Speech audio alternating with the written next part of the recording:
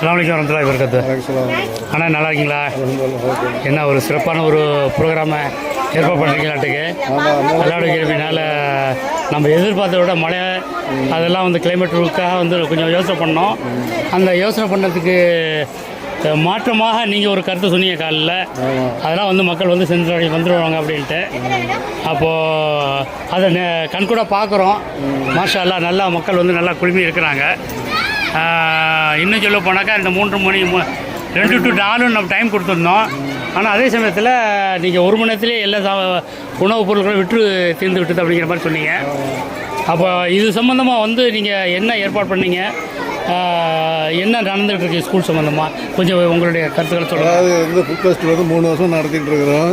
இது 3ஆவது வருஷம் நடத்தும் போது மொதல் வருஷம் வந்து ஓரளவுக்கு கும்பம் இருந்துச்சு. 2ஆவது வருஷம் மழை வருஷம் மழை பெய்து தான் இருந்துச்சு. இன்றைக்குள்ள சூழ்நிலை